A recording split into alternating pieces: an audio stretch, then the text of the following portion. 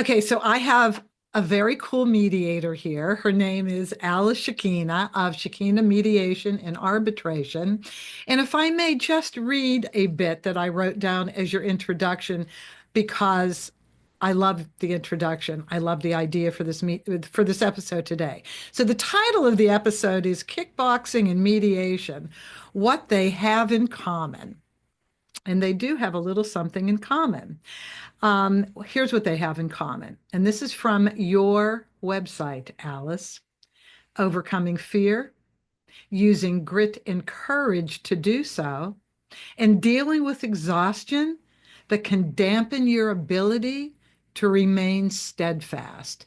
And as we all know, you must remain steadfast in the middle of a mediation and a divorce because it can eat you alive if you're not paying attention. What do you think about that, Alice Shakina? Absolutely. I mean, that's probably one of the harder things in life that people have to go through. It feels like walking on coals, on hot coals. And in or like if you're suffering, and need to get out of it, then you have to kind of walk through that fire to get to the other side. So it's really hard because it's a bridge you have to cross if you've gotten to that point, and it's really difficult to get through it. Okay, we're going to pull the kickboxing in a second. Hang in there. Alice is a mediator and arbitrator, not only in family law, but landlord-tenant disputes, community issues, law enforcement, and workplace. Alice is a single mom who knows hardship and grit, a former actress who knows hardship and grit, along with being a director, and she's a kickboxer. So, Alice, talk about, I love that I read this in your bio and your information on the website. Can you just talk for a minute about kickboxing and how relevant this example can be to a victim spouse, a professed victim spouse who feels they have no power in the mediation? Sure. So number one, I'm an ex kickboxer, so I'm like at the age where everything will break if I get kicked. But I'm happy to talk about how the two correlate with one another. So when I was training, it was terrifying because the fact that you're going to get into the ring, if you're an amateur, you actually don't know who your opponent is. So it can become scarier and scarier because it's just someone in your mind, right? It's like some unknown entity, and you can make them as scary as possible in your mind. So you're training, but you don't know who you're training, who your opponent is going to be, right? You have no idea. So that is very scary. So you have to go in number one, and this translates also to getting a divorce, especially if you're in an abusive relationship. You have to prepare, right? You can't just do it out the gate. I couldn't just say, oh, I'm going to go and do this fight and just jump in the ring. I had to train for weeks and months to get to where I would be. So, what you want to do is you want to prepare what your strategy is. You want to prepare who your networks are, who you can trust and lean on for support, or whether like maybe no one, you just need to know who you can trust. You need to prepare your exit strategy. You need to prepare for your finances. What are you going to do for that?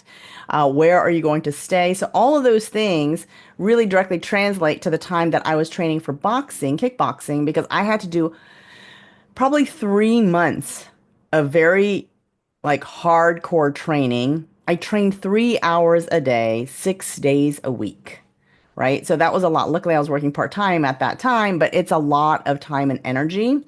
Sleep a lot because when you are doing something that's exhausting, you need to rest. Oh, If you are exhausted, you are not going to be able to control your emotions. You're going to just always be on the edge. People are losing it, crying, all that stuff. If you actually get a good night's sleep, you'll be able to manage your emotions a lot more successfully. If you are exhausted, you're going to find that you're falling apart frequently. So you want to make sure you get enough rest because what you're preparing to do is going to take a lot of energy, and the preparation itself takes a lot of energy. So make sure that you prioritize self-care because that is part of the equation. You cannot just do something that takes a lot of energy and drains you and not actually rest, because you will not be at your optimal when the time comes to do the thing that you need to do. This is interesting. So after being in family law for 13 plus years, I mean, I'm not a therapist, so I have to be very careful when I talk to people and I see that there's an imbalance, so to speak, in confidence, in perceived power. Although everybody's equal under the law, it doesn't matter. Divorce is a very emotional experience, and you have to feel healthy. You have to feel grounded. And when I read this in your bio, I said, this is fascinating because this may be something that I can share with people going through mediation, especially if one of the spouses tells me, Judy, he or she is a narcissist, because they come in both genders. He or she is a narcissist. And I've never really been able to deal with my spouse properly. I always feel like I just have to shut up and it has to be his or her way. And then when I read this, I love sports and I watch a lot of sports documentaries. And the whole thing is about focus and taking care of yourself so that you can meet this challenge head on. And I don't mean in an adverse way, I just mean in an equal way. Did I say that? Okay. Yes, absolutely. And it's interesting that you bring up the communication challenges or the behavioral challenges. And I believe, I've came from a relationship that was, I felt like my spouse had a lot of narcissistic tendencies, right? So I was dealing with all of the things that you talked about.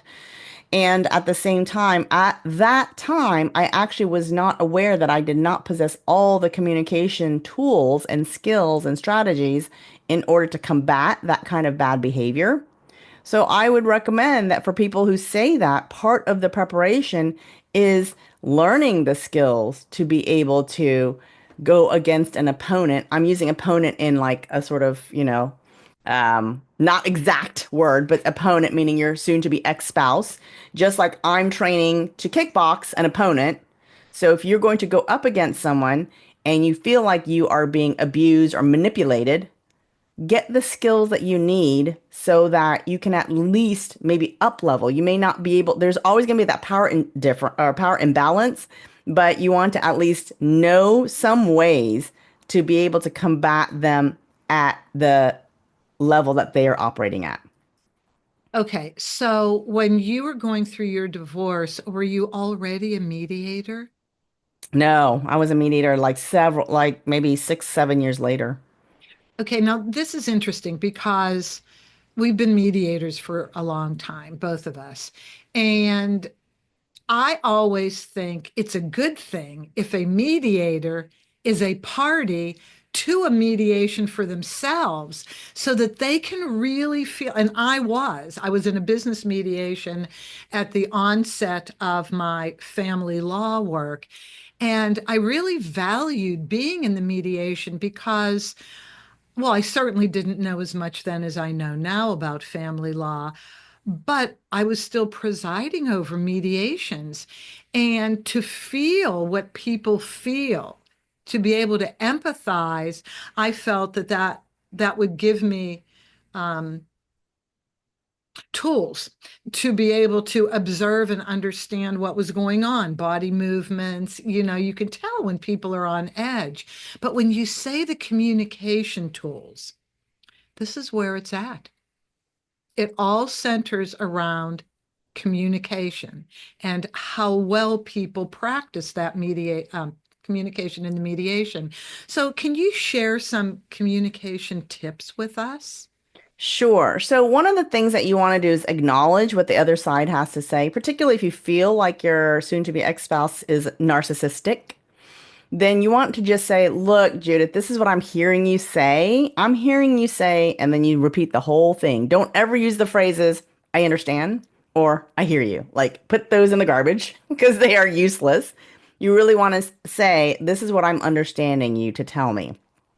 You want to phrase it that way in the beginning, because if you merely parrot back what you heard, the other person may accuse you of parroting, right? You might say to me, Alice, why are you just repeating back everything I'm saying? I know what I said, right? In the heat of anger, you might get that. So you need to really frame it and say, I'm going to say back everything that I understood you to say. Now, when I frame it like that, you are now listening to judge me. You're listening to say, did Alice catch everything? Did she miss anything? Right? So now you're listening and I'm going to say it back. That's going to automatically lower whatever heightened emotional state you were in, because most people are getting angrier and angrier because they don't feel like the other person acknowledged what they said. By acknowledging, it does not mean agreeing. It merely means acknowledging. And you can acknowledge even if you disagree. So that's number one, right? Number two, or another thing that a lot of people do in dysfunctional communication is talk or argue about more than one thing. So if I say, Judith, I'm really upset with you because you came late to my meeting last week, you might say to me, well, I don't know why you're mad, Alice, because you come late all the time to all the meetings. Now we're talking about two things. Now we're just going to argue in circles, right? And we're going to be very frustrated. So you need to always keep it to one. So if someone brings in a second one, you get rid of it in this manner. Hey, Judith, if you're really upset about the fact that I'm coming late to meetings, let's talk about that. But can we first finish the topic about the fact that I'm upset that you came late to last week's meeting? And you like literally push the other one off until after you resolve the first thing. So that helps tremendously. And I know that many, many people discuss or argue about two or more issues simultaneously. That basically means neither one of them will get resolved. It is really hard. I mean, I see them at times chasing the topics that they want to discuss, and I'm sitting there getting to know them, getting to know. I'm so sorry about the sunlight in my face. I'm trying to sit still, so it doesn't look ridiculous. So here I am sitting still. Okay, it is a fascinating situation when it spirals out of control, and then you're there as the mediator trying to jump in. You don't want to match the intensity, but they don't hear you. And it's such a struggle to be able to do that. So I guess as a mediator, jump on it ASAP. Do not let them start chasing their topic tails, and just say, hold on a minute, we'll get to that. Let's just focus on the first thing that was brought up. Then the Absolutely. second thing is, okay, is this a habit? Is this a habit that maybe we should discuss? But that would be second, correct? Yes. Because you Yes. don't want to disregard it. Well, you can always go back and discuss it, or you can go back and say, okay, now was it important enough for you, Judith, to talk about all the other meetings where I was late to it? And you might say, yes, would love to talk about it. Or you might say, no, it's really not. Because a lot of times people just use that as a technique to just introduce a lot of stuff so that you actually can't really discuss anything. So true. Go back to the narcissist. Okay. People throw that word around a lot. Now, maybe they're right in some cases. Maybe it came as a diagnosis from a therapist.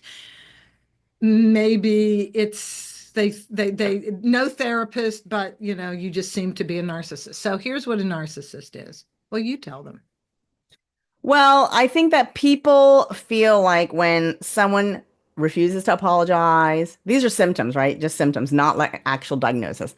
When they're always right, they never want to listen to anything you have to say because you are either unimportant or less important, right? Those are the things when people feel like I'm not heard, Hmm. I'm never apologized to. I'm the one that's always wrong. Those are the feelings that I think that people show up and say, yes, my partner's a narcissist because they've been made to feel small, insignificant, not worthy of any apologies, right? And that's usually what I hear from people. However, when they show up in mediation and I tell them, I say, About 50% of the people who show up, someone is accusing someone else of being a narcissist.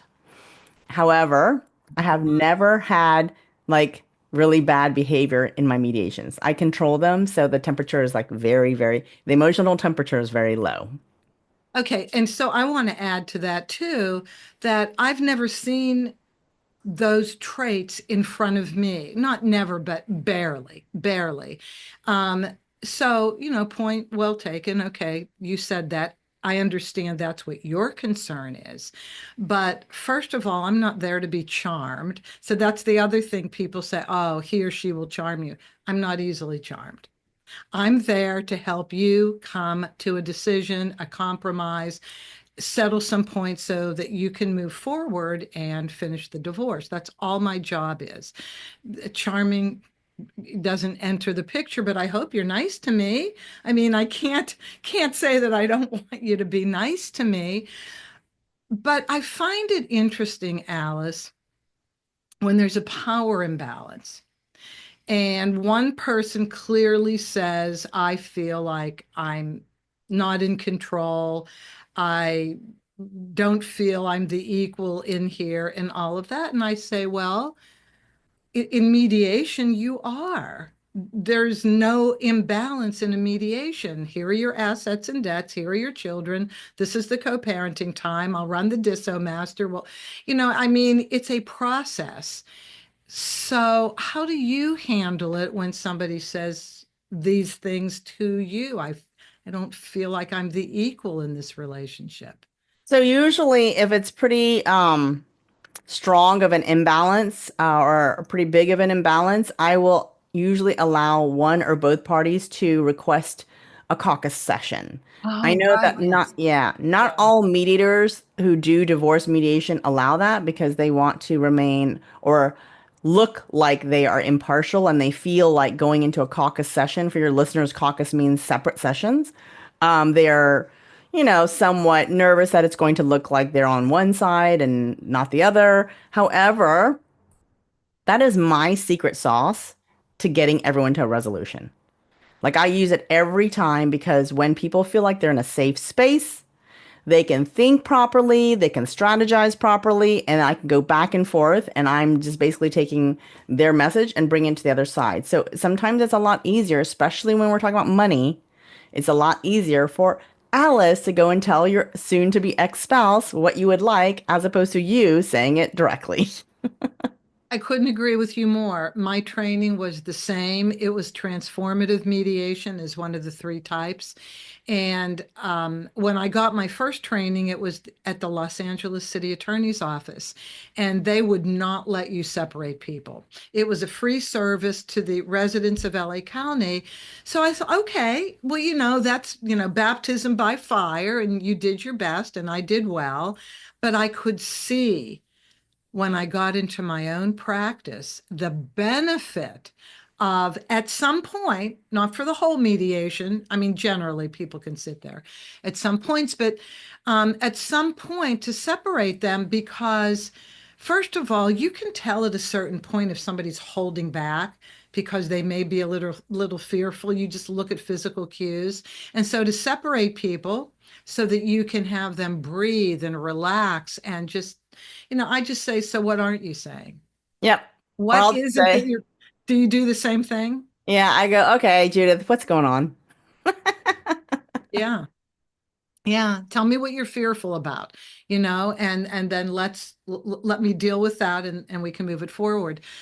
Many, many mediations have settled because I've separated them. And also, you only meet with one person first. The other person is thinking.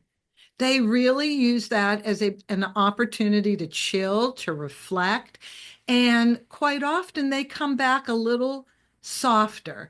Okay, so I had a minute to think about it, and all right, I don't think the first deal that we talked about was so bad. Something like Exactly. that, right? Or sometimes I'll even give them homework. So I say, okay, while I'm going to talk to the other side, I want you to think of one or two, proposals that you think would be accepted by the other side. And then I leave. And I tell them I'm going to ask the other side the same thing. So then when I leave the other side, I give them the exact same homework assignment. And then Yeah. I come back with all the different proposals. Yeah. And I tell my clients, my parties, if you want to ask for a minute with me before I say anything, please do. You both have that opportunity to ask for the room alone with me. And if you have the room alone with me, the other person gets the same thing. Yep. Yep. So that's super helpful. Definitely. Yes, it is super. And by the way, say the word Muay Thai kickboxing, Muay Thai. Muay Muay Thai. Thai. This was actually a competition you were in, right? Yes. Did you win? No, but I fought hard and I did not get knocked out. Wait a minute, getting knocked out is a possibility? Yes. 100% you're getting punched and kicked in the head.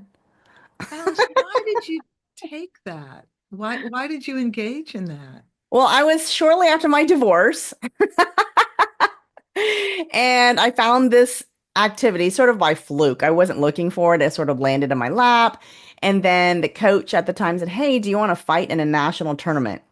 And I was like, "I don't know about all that." And so he tried to convince me, and I sat on the decision for 2 months. And finally, I thought, you know what? Let me just try it. Like, I'm getting coached by an ex-professional, and I'm terrified of going into a ring. So I thought, well, let's walk toward my fear. So I walked toward my fear, and I trained, and I fought in a national tournament. That was my first fight. Man, that's exceptional. I see that you didn't want to do it more than that.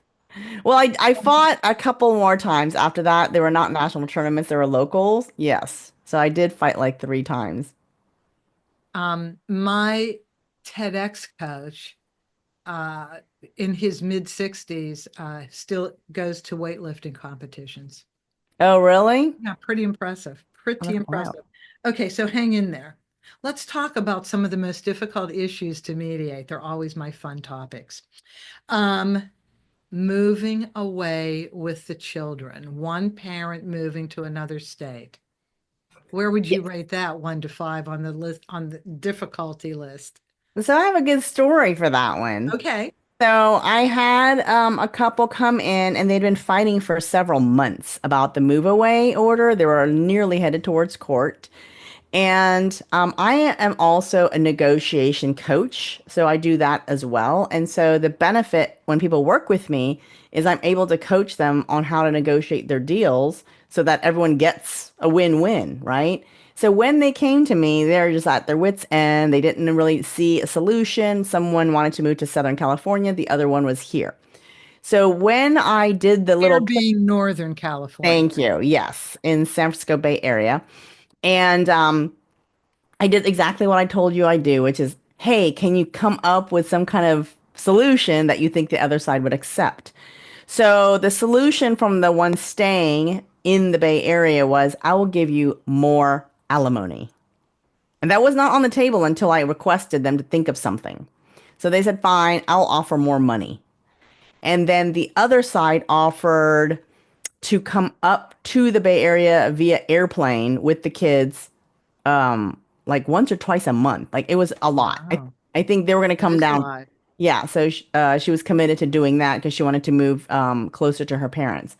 And so the reason why I don't know what happened is because at the end of the mediation, after they've been fighting, the one who was trying to move away said, "These are two like doable offers. So I need time to go think about it." So she went from, "Oh, absolutely, I'm moving," to, "Oh, this one where I get more money, I might take that." And so she went home and she thought about it, and then they never needed to come back to mediation, so they may have resolved it on their own. That is very cool. That is really, really cool. And when this has come up with me, it's generally financial. Money does kind of solve the issue sometimes. It's a tough issue, though, because, well, if both parents desperately, dearly love their children and want to be involved in the daily lives of their children, the kids have activities and they just wanted to be a parent. That cuts. I mean, I try to keep distance about that, but I really kind of watch to see what the reaction of the parent who is not moving away, what that reaction is. And have you ever been in a situation where the person who would be left behind, the spouse left behind, actually kind of cries or gets very emotional over just the idea of not being with their children? Oh, yes. I mean, not even just move away. Sometimes just adjusting the co-parenting plan so Mm, that someone doesn't get 50-50. Like if someone's going from 50% to 30%, people get very emotional because yeah. they're thinking like, "Oh my gosh, like my time is super valuable with my kids and I don't want to sacrifice like any time with them." So even a reduction in percentage can make people very upset, for sure. Understood. Not wanting to pay spousal support. I don't care if it's the law of the state or alimony, whatever. How do you move that needle? So I usually try to understand what is going on. And I had one, this is early on in my divorce mediation. So this is many, many years ago. And it was interesting because they were mediating. They didn't want to go to court. And he didn't want to, they had a small baby. The baby was maybe 6 months old. Oh, And what was interesting is they got stuck on the actual co-parenting piece of it, right? Where he was not negotiating. He kept saying 50-50. And she said, it's a 6-month-old baby. And the baby needs to be with me most of the time because I'm the mom. And so it was very odd because there was no negotiation. He just got stuck on 50-50. So I said suddenly, after 30 minutes of this weird back and forth where nothing was happening, I finally asked him, does this have anything to do with child support? And he was so caught off guard. He told me the truth. And he said, yes. So he did not want to relinquish 50-50 time because he didn't want to pay a lot of child support. So I said, let's go back to child support and let's negotiate that because he didn't want to pay more if he got to see his kid less. right. And so he negotiated some amount. She agreed. And then he said, you can have the baby as much as you want. So my point in being is that there's some reason why they're saying this. Is it because they can't afford it? Is it like what is happening, right?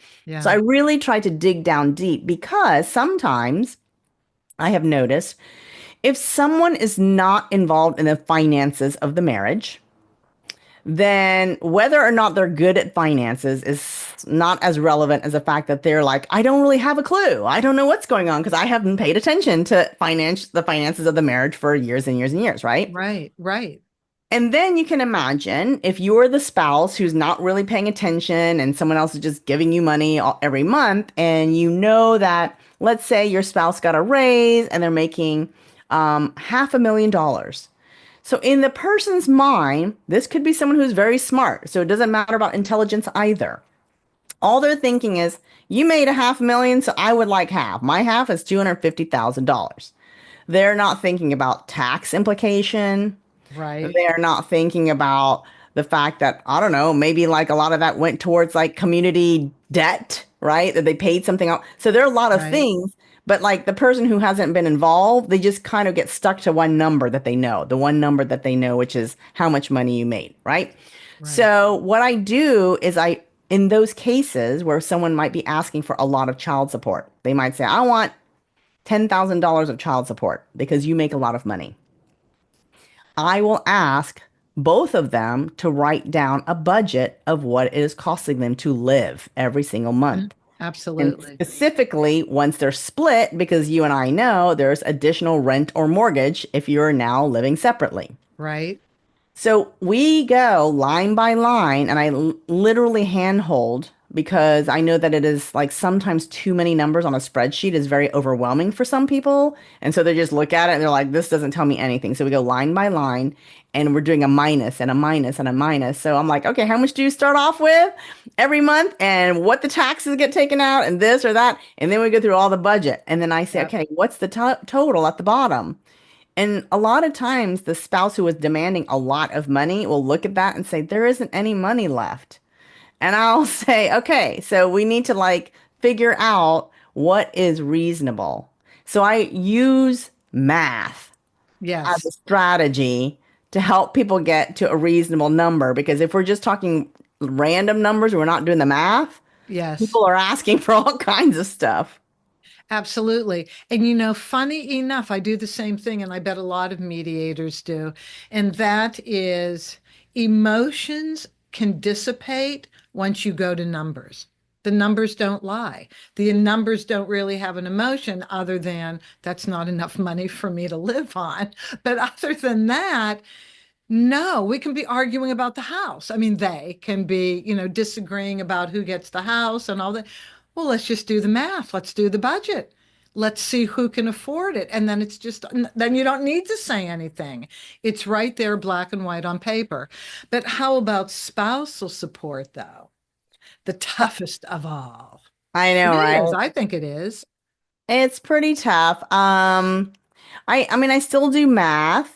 I think that that's really important. I still want budgets from both parties because I think that is extraordinarily helpful in a conversation. We Yeah. don't want to just pick random dollar amounts and say, well, I need like, I don't know, $8,000 a month, right? So it would be helpful to know how much is coming in, how much each party is making per month, and Right. then what is allocated already, like rent or mortgage and food and utility bills and cell phone bills and streaming and right, all the different things. What's already like going to go out the door and that you need for a very basic amount. And then what I try to do is I try to say, unless there's a huge disparity where someone's like 500,000 versus $50,000, I try Mm-hmm. to say, okay, so now there's a bridge. We have to like somehow bridge this gap. And then can the other person bridge that gap? Because my clients are like, there might be a difference, but it's not like a humongous difference where, Right. I so it's Yeah, enough my, of a my difference. forensic accountant colleague, she'll get the hundreds of millions of dollar clients. I get regular people, Right. Where there might be a difference, but it's not like hundreds of hundreds of millions of thousands. dollars. Right. Exactly. That's So right. then we're just trying to talk about like, what feels fair to the person who's paying, what feels adequate for the person who's receiving it. And we work through that back and forth. I'm not the one that's going to tell anyone what they should be getting. I don't do that. I do tell them, go, Absolutely. find out what the DISO master says. And I usually say, find that number and we can start talking from that number.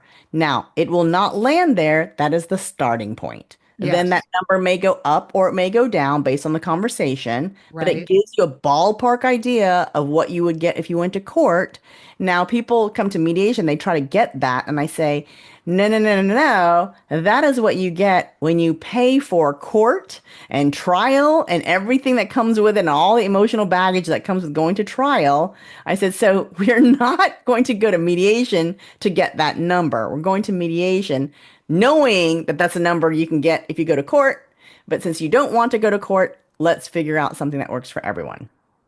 Okay. And so I'm just going to add a little something that I kind of learned throughout the years, and that is the word fair is a tough word. It's Yeah. subjective, it means something different to everybody. Yep. And so I got like a little bookish on people originally, and I said, oh man, this kind of works. And I just said, well, let's just start with what was the concept behind alimony and spousal support? And I did research. And in the 1800s, when women really didn't work, unless you're Miss Kitty owning the saloon and Gunsmoke, women didn't work. But still, at the end of a 20-25 year marriage, the husband may want to pick up with Miss Kitty or any of the dancers at the saloon, leaving mom without anything. I mean, the wife then could not work, could not do anything. And so it was to equalize the standard of living of both spouses going forward. And you starting with that example where people clearly understood, okay, understand women did not work years ago. This is when the concept started. But moving to current time, I said, well, we must adjust this a little bit for current day. And so I remember saying in one mediation to the wife, it was a short-term marriage, um, can you explain why you're asking for spousal support? What are your logic points? made a huge difference. The story was, well, I was happy to move from New York to California because you were going to get a much better job, she says to her husband. I had a fabulous job, but I figured I could transfer all of my skills and my background into, an equal job here in California. They moved into a rather expensive section of the West Side called Century City. Very expensive. Lawyers, talent agents. I mean, it's expensive. And then he met somebody else. And so what she was making was not what she was making in New York. And this is all practical stuff, real life stuff. So her mother lived 50 miles away. She had to live with her mom until she could save enough money to come back to the West Side, maybe get a promotion and a raise. And so she said, I cannot get an apartment with what I'm making because you were the one on your salary that was allowing us to live where we lived, and I was augmenting that with my salary. So now I've got to live wherever, Camarillo, and drive into work every day, which is close to a 2 hour drive one way with traffic. California, I mean, Los Angeles is nuts with that. And for that reason, I need more money to live. He understood exactly what she was talking about. It wasn't emotional, it was practical, it was rooted in expense. And then that with just a little bit of the history, easy. That's awesome. No, Yeah. yeah, that's great. So a lot of times you just have to root things in practicality, and then that seems to do the trick. I'm looking at the time. Okay, one last. What do you do? It's kind of two sides, two opposite sides of the same coin, and it's equal participation in the mediation. So one question is, what do you do when one of the two people is reluctant to participate? They're just sitting there um, because they feel like they had to make a showing, or they just don't stop arguing and you can't get a word in edgewise. So the first scenario I don't usually have where someone's not participating. Luckily, I don't know if it's just my luck. No, it happens rarely, but once in a while it does happen. They feel like they've been dragged to the mediation, even though they signed the contract. Go ahead. Right. And then regarding people arguing, I don't ever let them. So I set very firm ground rules at the very beginning. And I let them know that when we're in a joint session, you need to make sure that you feel good and you feel calm. And that the moment that you don't feel good and calm, you get to say the magic phrase, which is, Hey, Alice, I think it's time to go into breakout rooms. That's the magic phrase. And so people always say it before they even show that they're distressed, they will say it. Okay. They look like you and me just now, like smiling or looking very normal. And they'll Yes. say, Hey, Alice, I think it's time to go into breakout rooms because I let them know at the very beginning, if you feel any negative emotion, if you feel frustrated, upset, irritated, angry, defensive, and I list like 5 or 6 words or anything negative, Yeah. please say this phrase, Alice, it's time to go into breakout rooms. So my sessions are always calm because I let people know if you feel anything, you need to tell me ASAP and we need to go into breakout rooms. So they never argue in a joint room because I tell them the joint room is for feel good feelings only. Oh, that's wonderful. I love that. Yeah, No, I really, really like that. And I do think people appreciate the guidance. They need the guidance. They're there because they can't have this discussion at the kitchen table, yeah, or they would, they right. absolutely would. And so, yeah, they appreciate the guidance. Yeah, I like that. We just don't tell them what to do. We guide them into being calm, being focused. Please, you're going to be heard. Don't worry about that. Equal time will be given to both of you. But Yeah, I just go back to I'm really happy I was the participant in a mediation early on so I could understand how that feels because we are no different than the people sitting in front of us. If there is something that we're disagreeing on, who doesn't want their way? Who doesn't think that their way is the right way? Right, right. And also, it's half terrifying to have to ask your soon to be ex for things that you know is going to be triggering for them. Yeah, it's So that's true. like super stressful because you're like, oh, I know they're going to be super angry when I ask for this or that, or when I say this really high number, I know they're going to be super angry. So all of those things come into play in the mediation. Yeah, So I know that whatever emotion you show up with is what like permeates the room and the participants. So I always show up very calm and grounded. And excellent. people usually tell me, I really appreciate it because I felt calm because you were calm. Yes. Right. Yes, yes, I completely agree with that. And just to conclude, Alice, I will circle back to how we began because I think it's so incredibly important in order to reach all of these goals that you've just talked about today. And that is learn something like a sport or some other kind of thing, activity where you have to focus where you have to improve your skills so that you feel confident and accomplished and you have changed the power balance between both of you. And people will know when you walk in the room if you're a different person. They just will know by your body language, right? Yep, definitely. Oh, That's definitely helpful. before I forget, dress, dress, comb your hair, get a good night's sleep. No, I mean, it may sound ridiculous. Drink It's lots of not. water.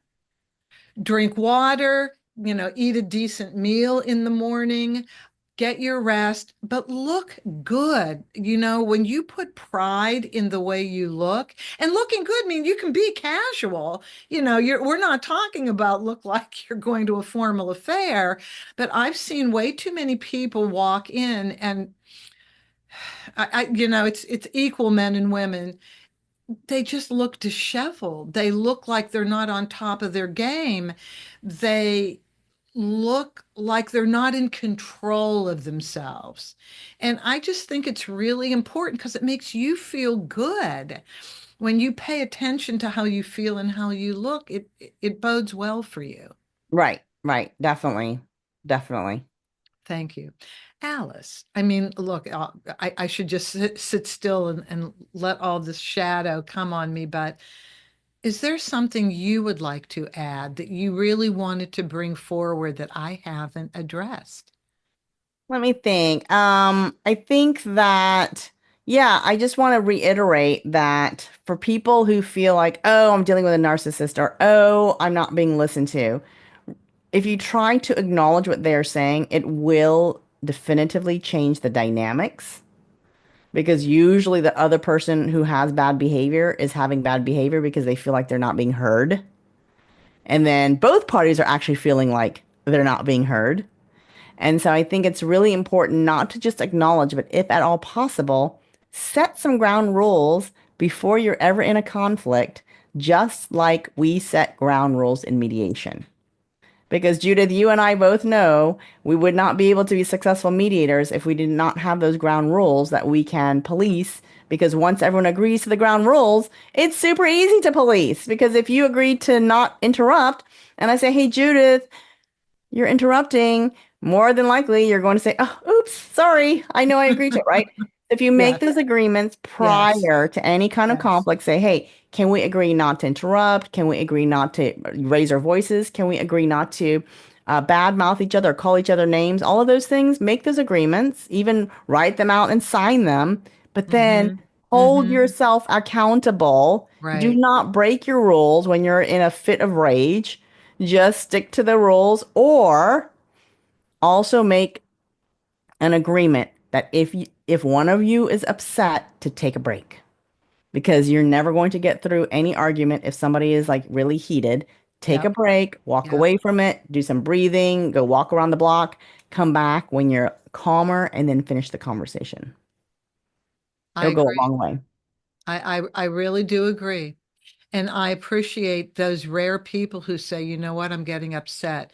Can I just take 5 minutes and walk out of the room? People Absolutely. actually do say that. And I respect that, of course. Yeah, you can Yes, absolutely do this because this is tough stuff. It's tough stuff because the reason for the divorce is the backdrop to what's going on in the mediation. California is a no-fault divorce state, so none of us ask. I mean, no mediator asks, why are you getting divorced? But you start looking for cues because you will find out at some point a little bit. Just it's helpful for me as a mediator just to be sensitive. That's all. Just to be a little sensitive to what you're going through. I understand, and we'll do this in the time that it takes for you to work all of this out. exactly. Thank you, Alice. Thank you, Judith, for having me. I'm kicking you out of the room. Alice, call me if something really important comes up. Now, Alice has her own podcast, by the way. What's the name of your podcast? Negotiation with Alice. It's on YouTube, it's on Spotify and Apple, so you can tune in either with the video or with audio. It's just your choice. Yeah, no, she's really, really good. Her website has videos, so you could see, a little bit of a recreation in action. And because we are Zoom babies now, we are remote babies, anybody can ask Alice to mediate for them, not only in divorce, landlord, tenant, workplace, community. Did I miss Yes. anything? I do conservatorships and Oh, probates and personal injury. do you really do conservatorships? Yep. I have to talk to you separately about that for another reason. So I'm really Perfect. happy that you mentioned it. Awesome. Thank, thank you, Alice. It was an absolute pleasure having you on and excellent tips for people going into mediation. So thank you very much. Thanks, Judith. This is my pleasure. And thank all of you for joining us. I'm looking for the little thing. As always, I appreciate the time that you've spent. If you have any ideas that you would like me to use as topics, you can always reach me, Judith at theamicableddivorceexpert.com. And as always, have an amicable day.